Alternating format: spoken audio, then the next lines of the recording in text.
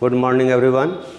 आज से हम लोग केमिकल बॉन्डिंग का ऑब्जेक्टिव क्वेश्चन आज से सॉल्व करना शुरू कर रहे हैं। हम लोगों को अब जो 11th का एग्ज़ाम आने वाला है उसके लिए सारा objective question chapter by chapter जो है वो प्रिपेयर करना है।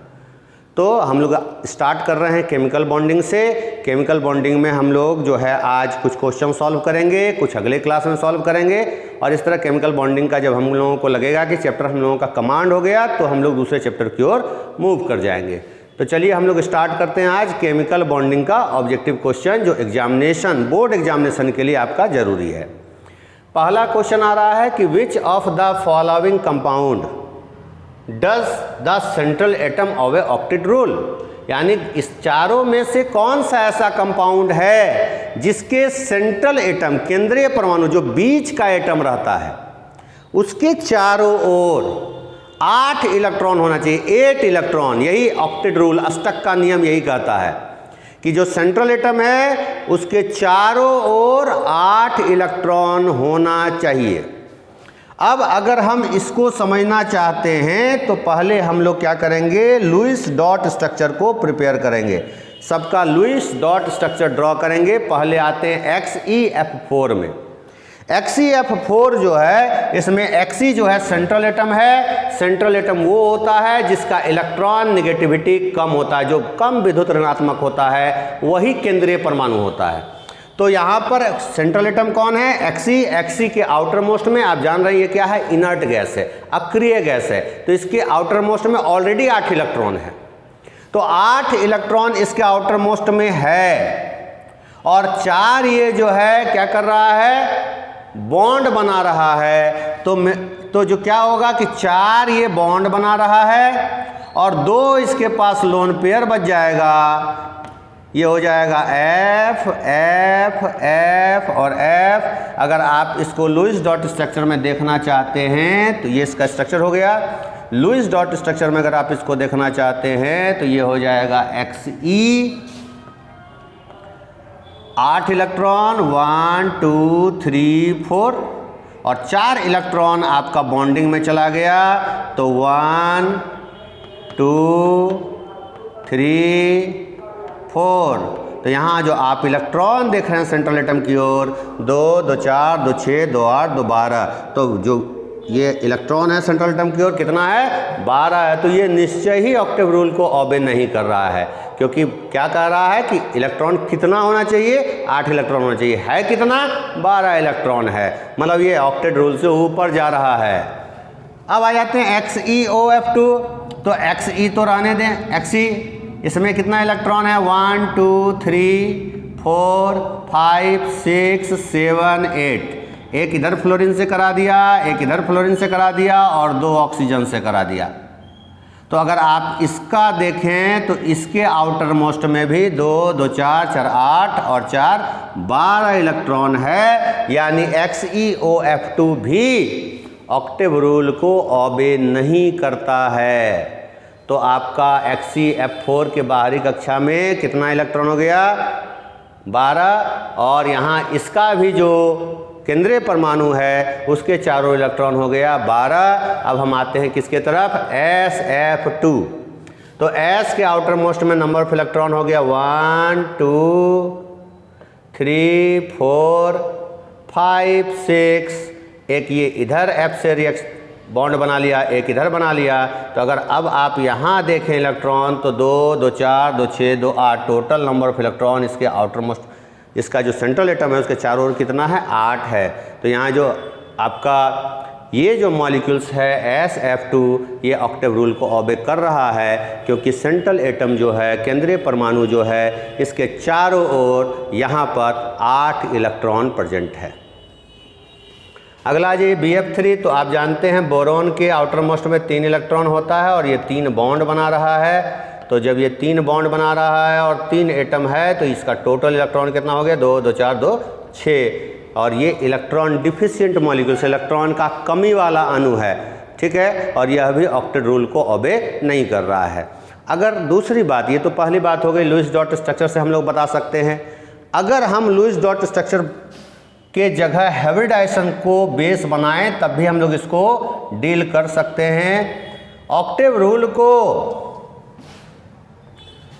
रूल को सिर्फ वही ओबे करता है जिसमें sp3 हाइब्रिडाइजेशन होगा, यानी जिसमें sp3 प्रसंकरण होगा सिर्फ और सिर्फ वही अणु अष्टक के नियम का पालन करता है।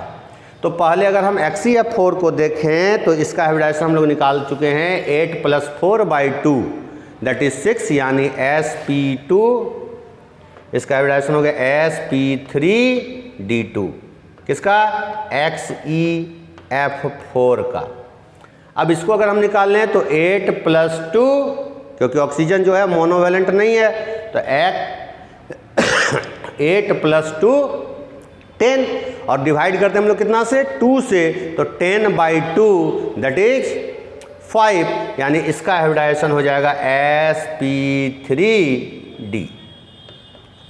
SF2 का निकालें तो सेंट्रल एटम S है, S के बाहरी कक्षा में जो वैलेंस इलेक्ट्रॉन होता है, जो संयोजी इलेक्ट्रॉन होता है वो 6 होता है, ये ऑक्सीजन फैमिली का है।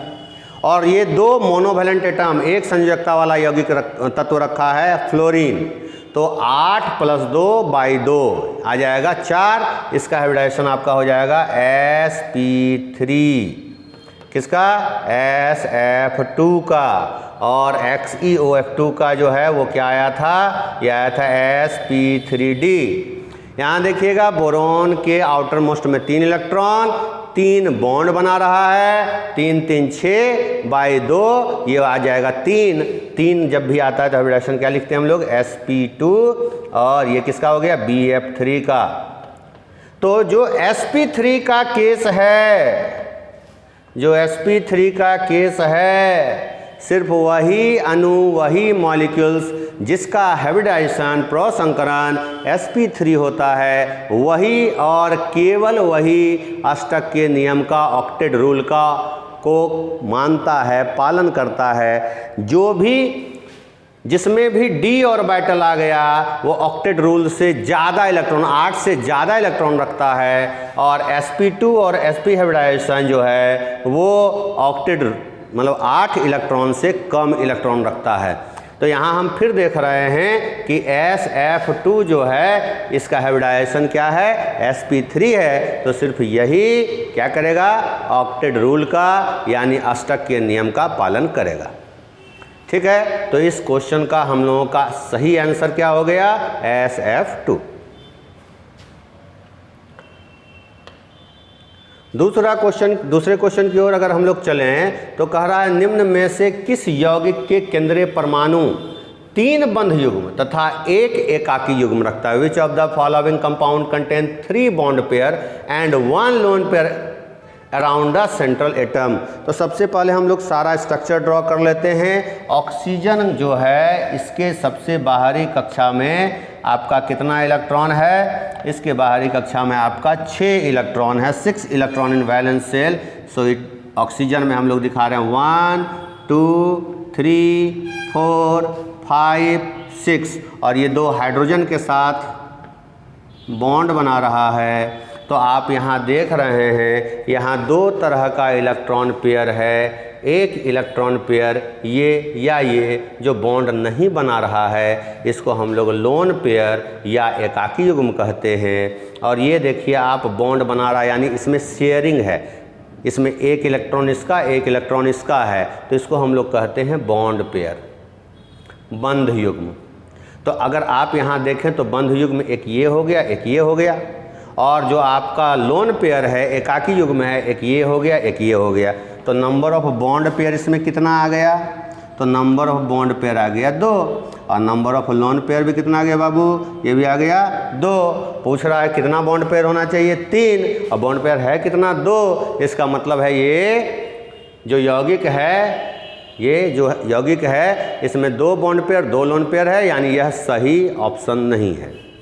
अब NH2 माइनस देखते हैं। माइनस का मतलब क्या हो गया कि एक इलेक्ट्रॉन ले लिया, एक माइनस चार्ज है मतलब एक इलेक्ट्रॉन ले लिया है। तो नाइट्रोजन के पास ऑलरेडी 5 इलेक्ट्रॉन था, 1 2 3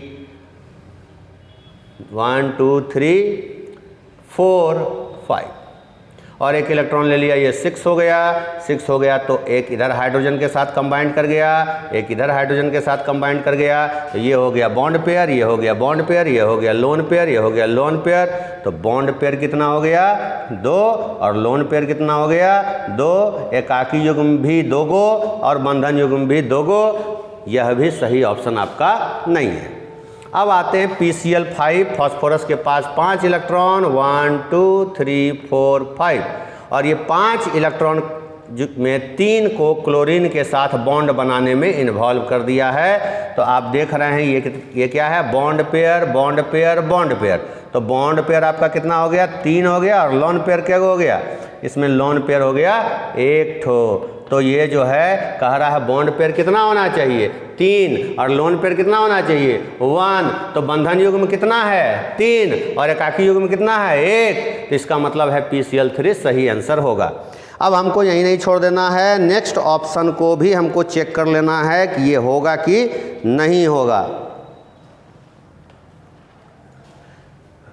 ठीक है, तो हम लोग नेक्स्ट ऑप्शन को चेक कर रहे हैं। हम लोगों का नेक्स्ट ऑप्शन क्या है BF3। तो B के आउटर मोस्ट में 3 इलेक्ट्रॉन, ये 3 बॉन्ड बना ले रहा है। तो ये F F F, तो हमारा यहाँ बॉन्ड पेयर, ये भी bond pair bond pair bond pair. तो बॉन्ड पेयर हो गया 3, लोन पेयर हो गया 1, तो बॉन्ड पेयर तो 0। तो बॉन्ड पेयर तो 3 हो गया, लेकिन एक भी लोन पेयर इसमें नहीं है। तो BF3 जो है इसके पास 3 बॉन्ड पेयर है, लोन पेयर नहीं है। इन दोनों के पास 2-2 बॉन्ड पेयर और 2-2 लोन पेयर है, और इसके पास 1 लोन पेयर और 3 बॉन्ड पेयर है। तो हमारा आंसर क्या आ गया PCl3।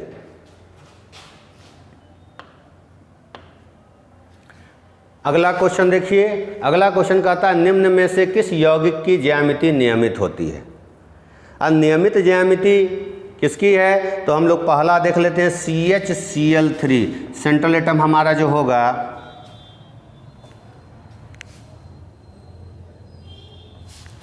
सेंट्रल एटम जो हमारा होगा,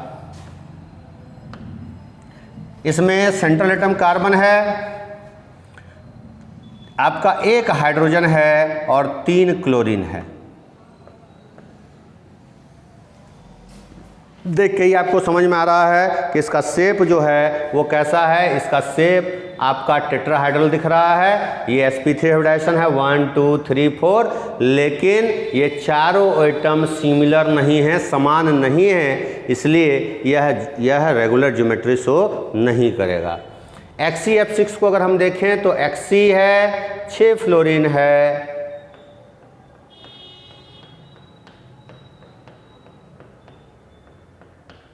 तो आप देख रहे हैं इसका हाइब्रिडाइजेशन क्या आपका रहा 1 2 3 4 5 6, यानी sp3d2। और sp3d2 का पेरेंटल शेप जो होता है वो कैसा होता है, ऑक्टाहाइड्रल। तो इसका शेप भी आप देख रहे हैं ऑक्टाहाइड्रल है। ये चारों एक प्लेन पे है, ये प्लेन के ऊपर है और ये प्लेन के नीचे है, ठीक है। और सारा जो एटम सेंट्रल एटम से कनेक्ट है वो कैसा है, एक जैसा है, इसलिए ये जो है आपका रेगुलर ज्योमेट्री शो करेगा, नियमित ज्यामिति दिखाएगा। तो ये तो नहीं दिखाया, ये रेगुलर ज्यामिति दिखाया। अब इसकी बात करें PCl5, तो P Cl Cl Cl lone pair, और जहाँ भी लोन पेयर होगा उसकी ज्यामिति कभी भी नियमित नहीं होगी। अब अगली बात हम लोग करें SF4, तो S F F F F आप पढ़े हुए हैं, ये सीसॉ स्ट्रक्चर है और इसमें 2 लोन पेयर होता है आपका। तो यहाँ भी आप देख रहे हैं कि इसकी ज्यामिति भी रेगुलर नहीं है, तो ये भी इसकी ज्यामिति नियमित नहीं है, इसकी नहीं है, और सिर्फ किसका ज्योमेट्री रेगुलर है, ज्यामिति नियमित है, वो है XeF6 का। ठीक है, अगला क्वेश्चन देखते हैं।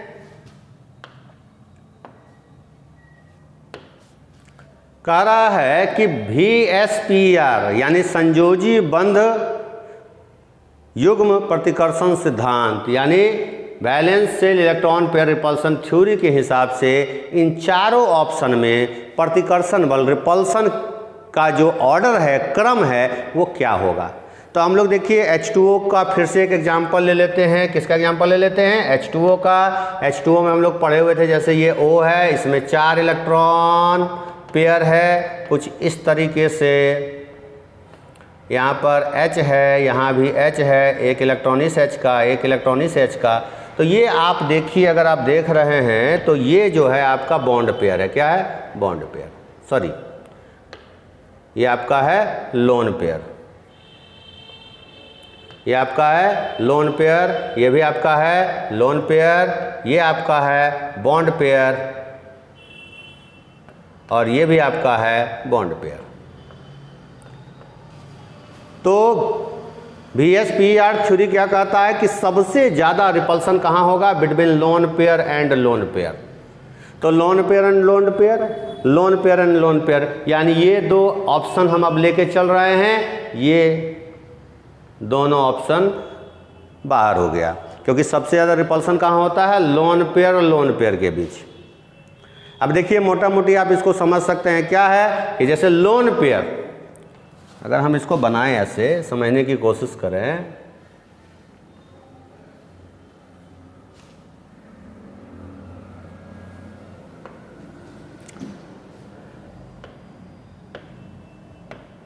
कि ये ऑक्सीजन है, ये 1 electron, 2 electron, 3 electron, 4 electron, 5 electron, 6 electron, यहाँ 1 हाइड्रोजन, यहाँ 1 हाइड्रोजन। ये लोन पेयर है। लोन पेयर कौन है? जो बॉन्ड नहीं बना रहा है, मतलब किसको कोई काम धंधा नहीं है, बेगारी है।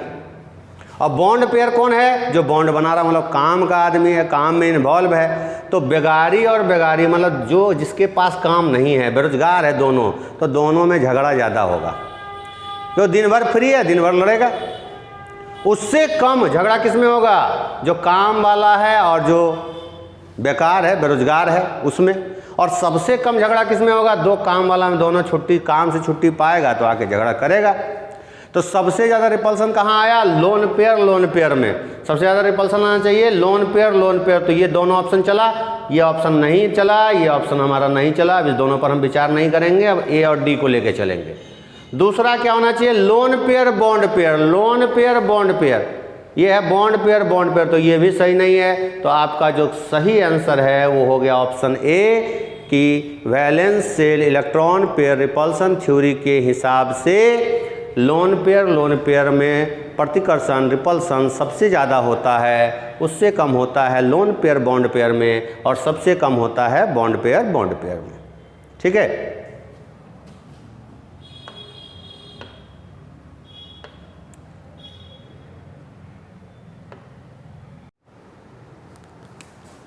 देखिए क्वेश्चन कह रहा है according to valence bond theory, यानी VBT जो है उसके हिसाब से जो स्ट्रेंथ होगा H2, F2 और HF, इसका स्ट्रेंथ क्या होगा, है ना।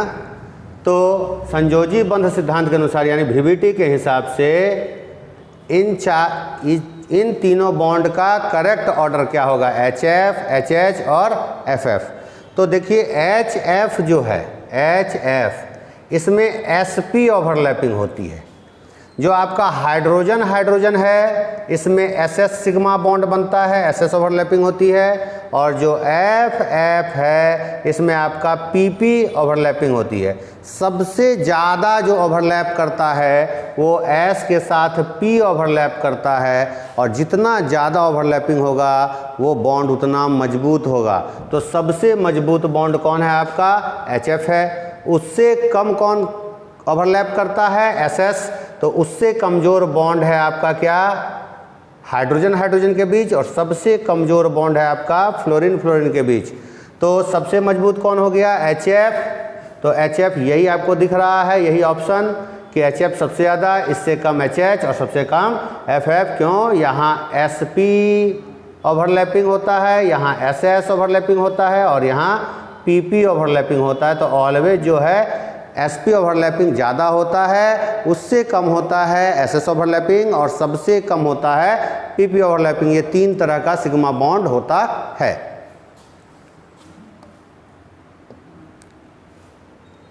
अगला क्वेश्चन है हमारा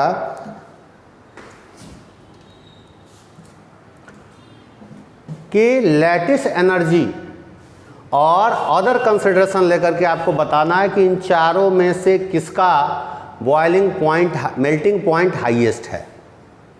विच ऑफ द जालक ऊर्जा और अन्य कारकों को लेकर आपको समझाना है। तो सबसे पहले हम लोग आ जाते हैं, किसका केस ले रहे हैं, LiCl का। LiCl क्या है, कोवलेंट है, कोवलेंट है यानी सहसंयोजी है। ये तीनों जो है, ये तीनों का तीनों आयोनिक है। ये तीनों का तीनों कैसा है, आयोनिक है। तो कोवलेंट का मेल्टिंग और बॉइलिंग पॉइंट आयनिक से कम होता है, तो ये तो पहले ही रेस से बाहर हो गया, तो ए नंबर तो हमारा ऑप्शन होगा नहीं। अब आ गया NaCl, KCl एंड RbCl। जैसे जैसे साइज बढ़ेगा लैटिस एनर्जी घटेगा, और लैटिस एनर्जी अगर घट गया तो मेल्टिंग पॉइंट भी घट जाएगा। तो बड़ा साइज होने के कारण अगर हम साइज की बात करें तो सोडियम से बड़ा पोटासियम, उससे बड़ा रुबिडियम, तो सबसे छोटा साइज जो आयनिक है उसमें कौन है, NaCl। तो सबसे ज़्यादा जो मेल्टिंग पॉइंट होगा वो किसका होगा, NaCl का। तो इस क्वेश्चन का सही आंसर क्या हो गया आपका, NaCl। अगला क्वेश्चन हम लोग देखें, कह रहा है कि इस क्वेश्चन में कह रहा है कि देखिए जो आपका ये जो स्ट्रक्चर बना हुआ है, इसमें आपको क्या, जो कोई भी स्ट्रक्चर दे देगा और कह देगा बताइए सिग्मा बॉन्ड और पाई बॉन्ड कितना है। तो ये पहले बेंजीन रिंग है, इसका डिटेल स्ट्रक्चर हम लोग बनाने की कोशिश करते हैं। तो बेंजीन रिंग में क्या है, 6 आपका कार्बन है, 6 कार्बन के बीच अल्टरनेट सिंगल और डबल बॉन्ड है, और सबके पास एक एक हाइड्रोजन है, सबके पास एक एक हाइड्रोजन है, और जितना हाइड्रोजन होगा उतना सिग्मा बॉन्ड हम काउंट कर लेंगे। अब यहाँ पर इस पॉइंट को आप कार्बन मान लिए हैं, इसको भी कार्बन मानेंगे, इसको कार्बन मानेंगे, इसको कार्बन मानेंगे, मतलब अब यहाँ 3 कार्बन है, इससे जुड़ा हुआ 3 कार्बन है, ये 3 कार्बन है। यहाँ डबल बॉन्ड है तो 2 हाइड्रोजन यहाँ लगेगा, यानी 2 सिग्मा बॉन्ड यहाँ होगा, 1 हाइड्रोजन यहाँ लगेगा, 1 सिग्मा बॉन्ड यहाँ होगा। कार्बन के पास यहाँ 2 बॉन्ड है तो 2 हाइड्रोजन और लगेगा यहाँ पर बॉन्ड को पूरा करने के लिए। इस कार्बन के पास 4 बॉन्ड है, इसलिए यहाँ कोई हाइड्रोजन बॉन्ड नहीं लगेगा। तो जो सिंगल बॉन्ड बनता है वो सिग्मा बॉन्ड होता है, और जहाँ भी डबल बॉन्ड बना है उसमें पहला बॉन्ड सिग्मा है और दूसरा बॉन्ड पाई है। तो यहाँ डबल बॉन्ड आपको दिख रहा है कि जो हमारा डबल बॉन्ड है वो यहाँ बना है, यहाँ बना है, यहाँ बना है और यहाँ बना है। तो ये बॉन्ड जो 2 में से 1 बॉन्ड है ये पाई है, पाई है, पाई है और पाई है। तो टोटल पाई जो हो गया 4 हो गया। तो ये जो आंसर है ये बाहर हो गया, क्योंकि इसमें क्या दिया हुआ है कि पाई बॉन्ड हमारा कितना दिया हुआ है, 5 पाई बॉन्ड, जबकि हमारा पाई बॉन्ड कितना बन रहा है, 4 पाई बॉन्ड बन रहा है।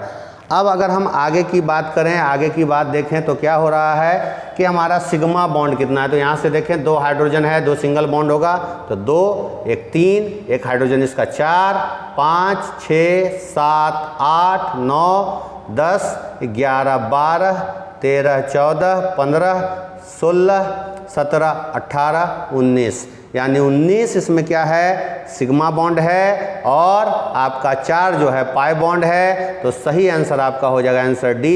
इस तरह आपको कोई भी स्ट्रक्चर दिया रहेगा तो आप डबल बॉन्ड में से एक बॉन्ड को पाई बॉन्ड लेंगे, बाकी जितना बॉन्ड बनता है उसको हम सिग्मा लेंगे। अगर ट्रिपल बॉन्ड रहेगा तो 1 सिग्मा होगा, उसके बाद जो 2 होगा वो पाई बॉन्ड होगा। अगला क्वेश्चन हम लोग देखते हैं। अगला क्वेश्चन कह रहा है कि विच of the following covalent compound is soluble in water. ये चारों कोवलेंट कंपाउंड है, इसमें से कौन जल में घुलेगा और कौन नहीं घुलेगा।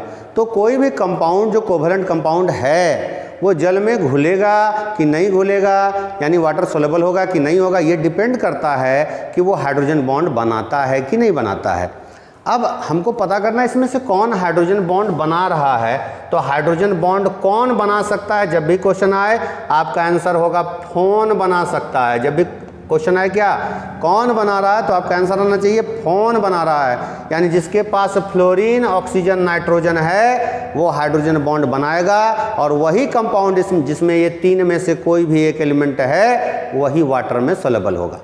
अब हम लोग चारों ऑप्शन को चेक करते हैं। यहाँ पर हम देख रहे हैं कि यहाँ फॉस्फोरस है, ना फ्लोरीन है, ना ऑक्सीजन, नाइट्रोजन है, तो इसका मतलब ये हाइड्रोजन बॉन्ड नहीं बनाएगा, वाटर में सोलेबल नहीं होगा। अब इस केस में हम देख रहे हैं क्या है कि नाइट्रोजन प्रेजेंट है, दिख रहा है आपको, ये नाइट्रोजन प्रेजेंट है। आप तो यहाँ नाइट्रोजन जो है ये वाटर के साथ हाइड्रोजन बॉन्ड बनाएगा और ये जल में घुलनशील हो जाएगा, वाटर सोलेबल हो जाएगा।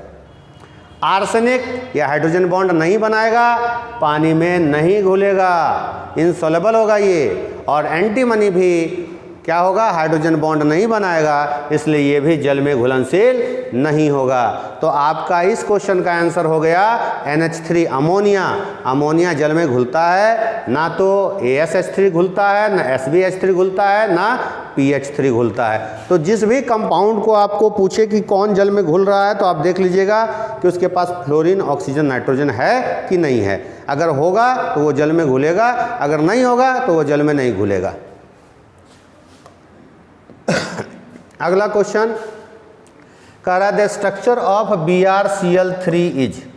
BrCl3 का स्ट्रक्चर क्या है? BrCl3 का स्ट्रक्चर जानने के लिए किसी भी मॉलिक्यूल्स का जब आपको स्ट्रक्चर पूछेगा तो सबसे पहले आप उसका हाइब्रिडाइजेशन कैलकुलेट कीजिएगा। आपको बताए हुए हैं हाइब्रिडाइजेशन कैलकुलेट करने का तरीका, प्रोसंकरण कैसे निकालते हैं। तो प्रोसंकरण निकालने के लिए जो सेंट्रल एटम है, जो केंद्रीय परमाणु है, कौन है केंद्रीय परमाणु? जिसकी विद्युत ऋणात्मकता कम है, जिसका जो आपका इलेक्ट्रोनेगेटिविटी का वैल्यू है वो कम है, वो हो जाएगा सेंट्रल एटम। तो क्लोरीन का ज़्यादा और ब्रोमीन का कम है, तो ब्रोमीन हो गया आपका क्या, केंद्रीय परमाणु, सेंट्रल एटम। देखना इसके आउटर मोस्ट में कितना इलेक्ट्रॉन होता है। तो ये हेलोजन फैमिली से है, तो इसके आउटर मोस्ट में कितना इलेक्ट्रॉन होगा? तो 7 होगा। अब सिंगल बॉन्ड बनाने वाले कितना एलिमेंट हैं इसमें? तो इसमें 3 क्लोरीन है और तीनों क्लोरीन सिंगल बॉन्ड बनाता है, तो हम इसमें 3 ऐड कर देंगे।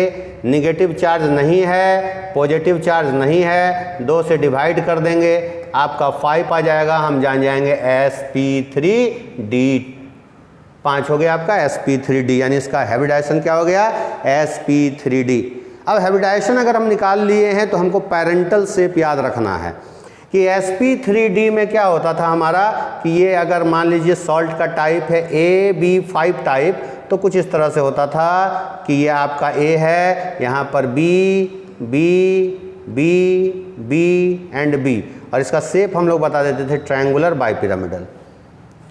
अगर AB4 टाइप है तो हम लोग क्या करते थे, यहाँ से इसको हटा करके हम लोग एक लोन पेयर लगा देते थे यहाँ पर ऐसे, और शेप बता देते थे इसका कैसा है, सीसाव शेप है। अब यहाँ पर हम देख रहे हैं यहाँ क्या है, यहाँ जो कंपाउंड है इसमें 3 ही बॉन्ड है। तो जब 3 ही बॉन्ड रहे तो हम क्या करेंगे, जैसे तो 3 हम ऐसे ले लेंगे BrCl Cl, और एक साइड का जो 2 है उसको किस में बदल देंगे, लोन पेयर में बदल देंगे। चूँकि लोन पेयर शेप को डिटरमाइन नहीं करता है, इसलिए इसका जो शेप हमको दिखेगा वो कैसा दिखेगा, टी शेप्ड दिखेगा। तो आपका आंसर क्या हो गया, टी आकार का, टी शेप्ड।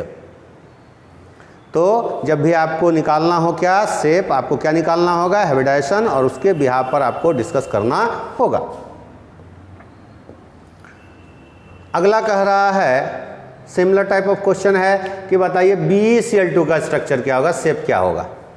तो क्या करना होगा हमको, BeCl2 का प्रोसंकरण हाइब्रिडाइजेशन निकालना होगा। तो B के आउटर मोस्ट में कितना इलेक्ट्रॉन, तो 2।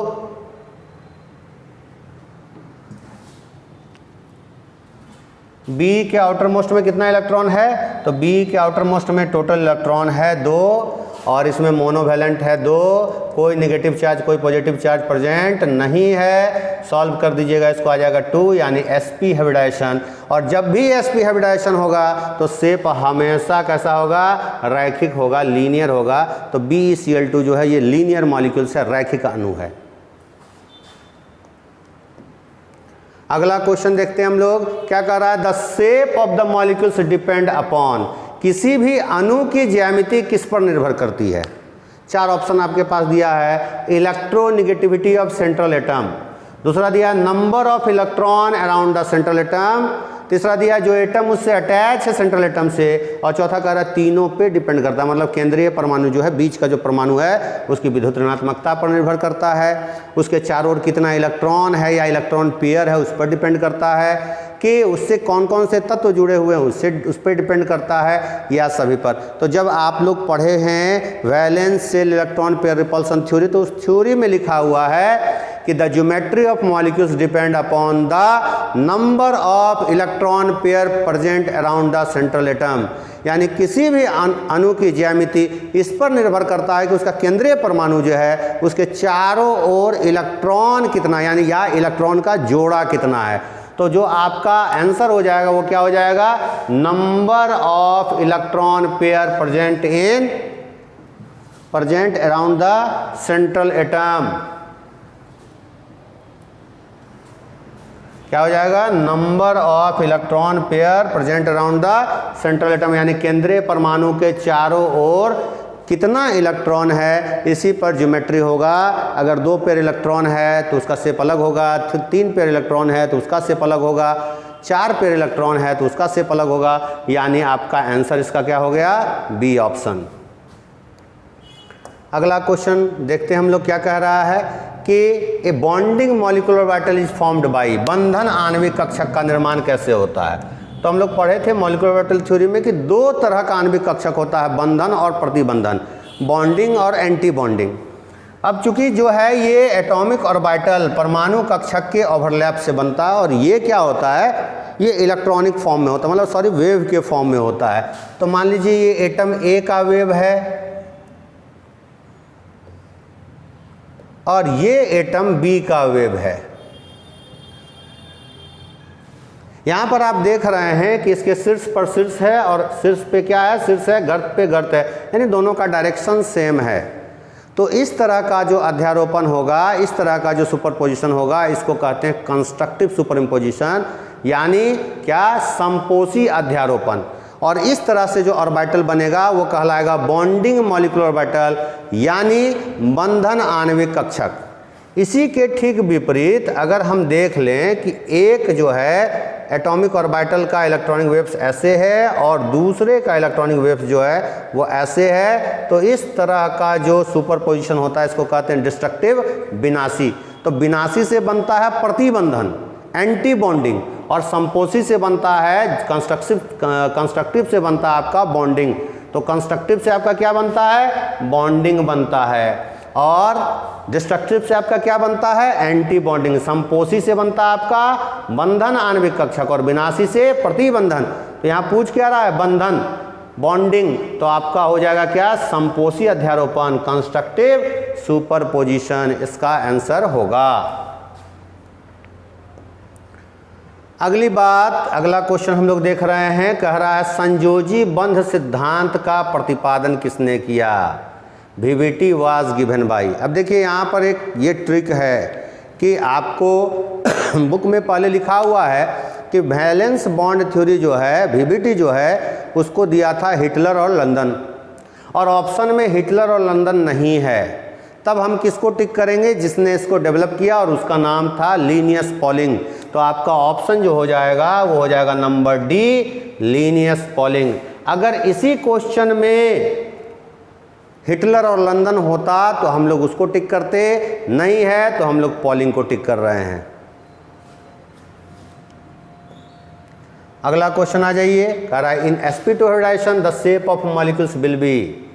sp2 हाइब्रिडाइजेशन में शेप क्या होगा, तो हम लोग जानते हैं कि जब हाइब्रिडाइजेशन कैसा होगा, sp होगा, sp होगा तो शेप लीनियर होगा, रैखिक होगा। sp2 होगा तो ट्रायंगुलर होगा, यानी त्रिभुजाकार होगा। sp3 होगा तो शेप जो है आपका टेट्राहाइड्रल होगा, ये पेरेंटल शेप बता रहे हैं, टेट्राहाइड्रल यानी चतुष्फलकीय होगा। sp3d होगा तो यहाँ पर इसका शेप क्या हो जाएगा, इसका शेप हो जाएगा ट्रायंगुलर बाइपिरामिडल, यानी त्रिभुजाकार द्विपिरामिडीय, ट्रायंगुलर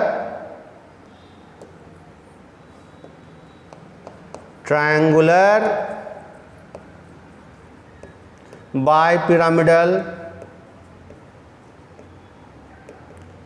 इसी तरह जब sp3d2 रहेगा तो इसका शेप हो जाएगा ऑक्टाहाइड्रल अष्टफलकीय, octahedral octa means 8, hedral means face यानी 8 फेस अष्टफलकीय, और sp3d3 रहेगा तो इसका होता है पेंटागोनल बाइपिरामिडल, पंचभुजाकार द्विपिरामिडीय। आपको पूछ कौन रहा है sp2, तो sp2 का शेप कैसा हो जाएगा, ट्रायंगुलर यानी त्रिभुजाकार। तो ट्रायंगुलर ऑप्शन देखते हैं कहाँ है, हाँ ऑप्शन बी हो गया आपका ट्रायंगुलर। तो ये आपका जो शेप है लीनियर, ये किसका रहता है, ये रहता है sp का। ट्रायंगुलर किसका रहता है, sp2 का। टेट्राहेड्रल किसका है, sp3 का। पेंटागोनल बाइपिरामिडल किसका, लास्ट sp3d3 का। फिर बोल रहे हैं रैखिक किसका होता है जी, sp का होता है। त्रिभुजाकार किसका होता है, sp2 का होता है। चतुष्फलकीय होता है sp3 का, और पंचभुजाकार द्विपिरामिडीय होता है sp3d3 का। तो हमारा जो सही आंसर है वो क्या हो गया, त्रिभुजाकार। sp2 हाइब्रिडाइजेशन का जो शेप होगा वो ट्रायंगुलर होगा, त्रिभुजाकार होगा।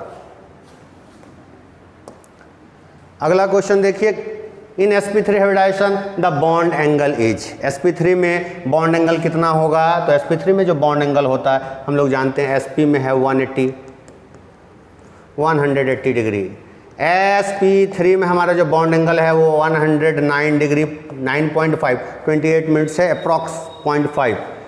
sp2 में आपका जो था वो था 120। sp3d में जो है, sp3d में जो sp3d का स्ट्रक्चर हम लोग ऐसे देखते थे, A B B B B and B. तो ये जो आपका एंगल दिख रहा है 120, 120, 120, और ये जो एंगल है 90 एंड 90। सो आपको पूछ रहा है sp3d में तो एक एंगल कितना का होगा, 120 का, और एक एंगल कितना का होगा, 90। तो दोनों होगा 90 एंड 120।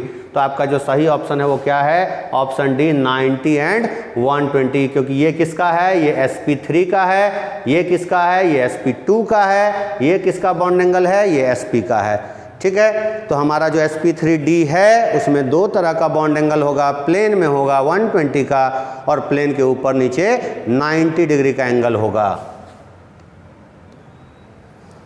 अगला क्वेश्चन कह रहा है कि sp3 हाइब्रिडाइजेशन में बॉन्ड एंगल कितना होगा। अभी हम लोग बात किए थे sp3 हाइब्रिडाइजेशन बॉन्ड एंगल कितना बात किए थे, 109.5, 109.5। क्योंकि अभी देखे थे ये sp3 था, sp2, sp एंड sp3d।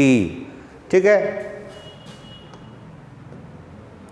अगले क्वेश्चन को देखते हैं। कह रहा है NH3 में बॉन्ड एंगल कितना होगा। अब ये कहाँ का क्वेश्चन है, ये है question valence electron pair repulsion theory का, कि NH3 का जो हाइब्रिडाइजेशन है वो क्या है, sp3 है। और sp3 में क्या होना चाहिए, 109.5 डिग्री एंगल होना चाहिए।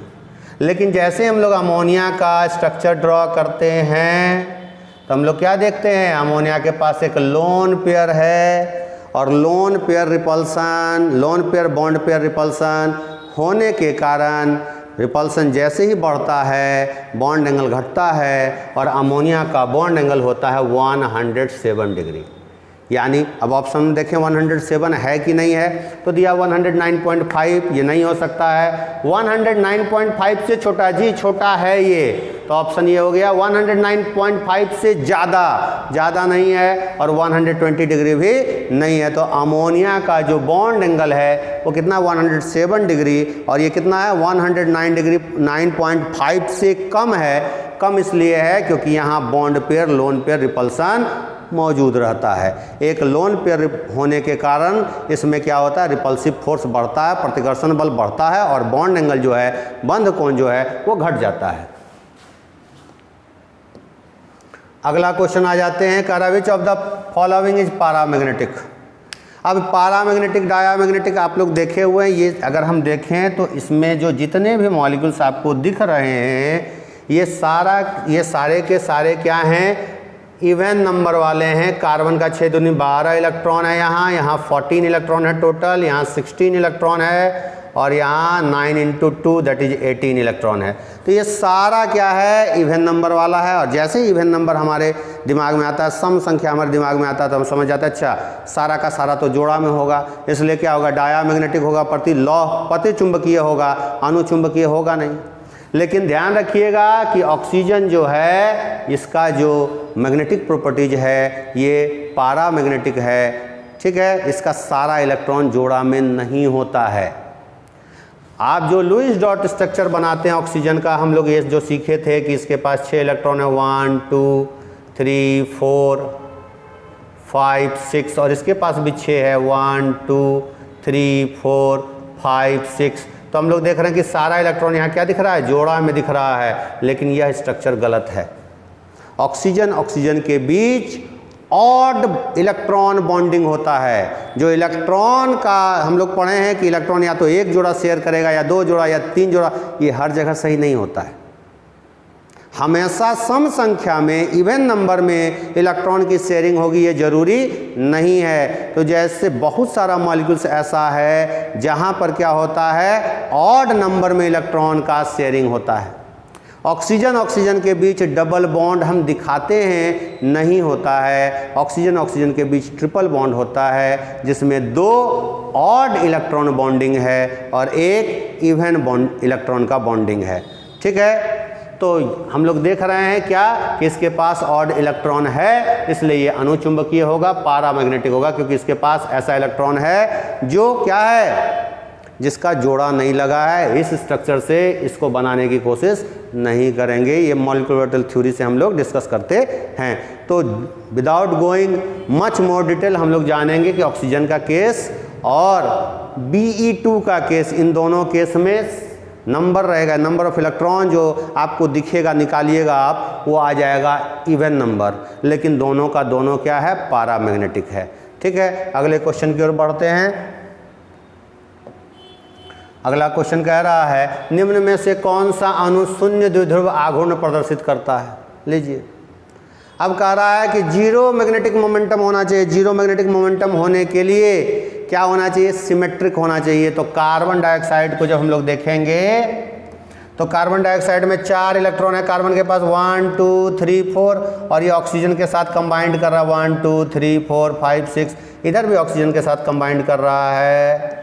तो हम देख रहे हैं क्या है, ये मॉलिक्यूल सिमेट्रिक है, यानी C डबल बॉन्ड O, ये सिमेट्रिक मॉलिक्यूल्स है। इसका 2 बराबर भाग आपको दिख रहा है, और जो भी मॉलिक्यूल सिमेट्रिक होगा, सममित होगा, जिसका 2 बराबर भाग होगा, वो हमेशा उसका डायपोल मोमेंट 0 होगा। तो CO2 का डायपोल मोमेंट क्या होता है, 0 होता है। बाकी आप सारे स्ट्रक्चर को देखेंगे तो लोन पेयर इलेक्ट्रॉन प्रेजेंट हैं, और लोन पेयर इलेक्ट्रॉन प्रेजेंट होने के कारण ये सिमेट्रिक नहीं होते हैं, सममित नहीं होते हैं। एकाकी युग्म के कारण ये सममित नहीं होते हैं, इसलिए इनका डायपोल मोमेंट 0 नहीं होता है। अगला क्वेश्चन देखते हैं हम लोग। कह रहा सिग्मा बॉन्ड क्या है, डायरेक्शनल है कि नॉन डायरेक्शनल है। सिग्मा बॉन्ड जो है दिशात्मक है, अदिशात्मक है, कि दोनों है, कि कोई नहीं है। अब सिग्मा बॉन्ड जो होगा ये नॉन डायरेक्शनल होता है, किसी भी डायरेक्शन से बन सकता है। इसके अराउंड एटम जो है फ्रीली रोटेट कर सकता है, मुक्त रूप से घूम सकता है। जैसे आप एक कॉपी ले लीजिए और उसको दीवार पर रख करके एक पेन उस पर लगाइए और रोटेट कीजिए, देखिए वो रोटेट करने लगता है। ठीक है, तो सिग्मा बॉन्ड क्या होता है, इसका कोई दिशा फिक्स नहीं होता है, ये नॉन डायरेक्शनल होता है, ये नॉन डायरेक्शनल होता है। जबकि पाई बॉन्ड जो होता है आपका डायरेक्शनल होता है। कोई भी बॉन्ड दोनों नहीं हो सकता है, एक ही साथ डायरेक्शनल और नॉन डायरेक्शनल, यानी दिशात्मक और अदिशात्मक दोनों नहीं हो सकता। या तो दिशात्मक होगा या अदिशात्मक होगा। सिग्मा क्या है, अदिशात्मक है, और पाई क्या है, दिशात्मक है। सिग्मा डायरेक्शनल है और पाई नॉन डायरेक्शनल है। ठीक है, आगे बढ़िए। अगला क्वेश्चन कह रहा है, कोवैलेंट कैरेक्टर इन आयनिक कंपाउंड इज एक्सप्लेन बाय। किसी आयनिक यौगिक में सहसंयोजी गुण को हम लोग किस नियम से दिखाते हैं। ठीक है, तो याद होगा क्या बताए थे, भाईजान रूल नहीं, फजान रूल।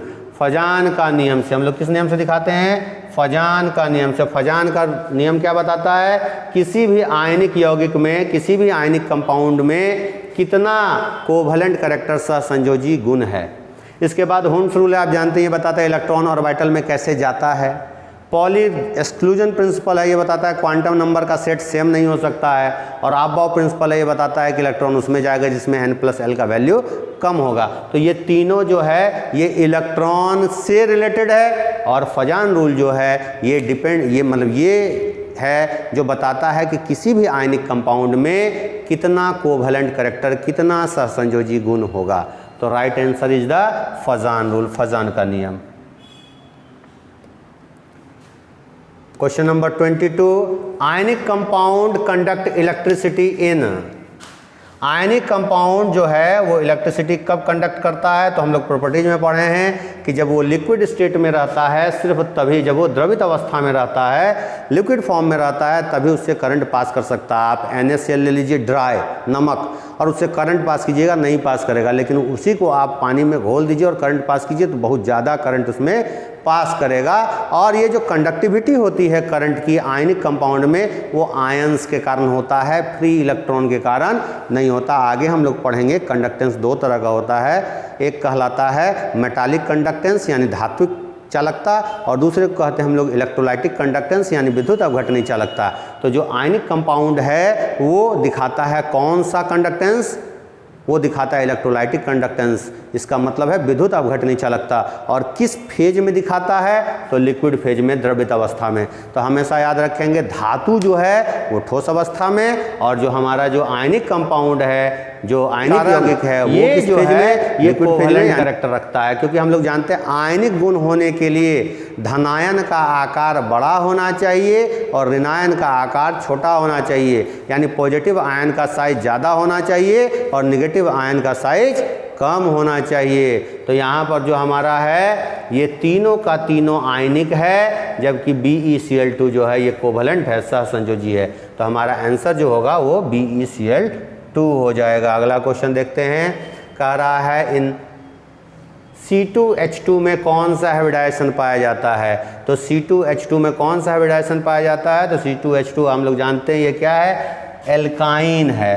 तो हम लोग जानते हैं एक होता है एल्कीन, जिसका फॉर्मूला हम लोग 10th में पढ़े थे CnH2n+2, और इसमें हाइब्रिडाइजेशन होता है sp3 सिंगल बॉन्ड वाले में, तो alkane. Next one is the alkene.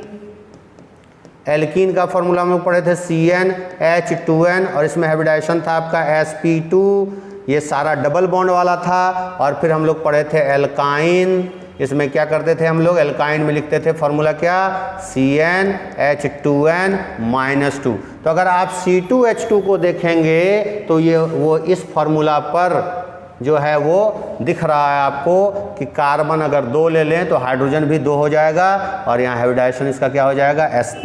तो एल्काइन होने के कारण इसका हाइब्रिडाइजेशन क्या होता है, sp होता है।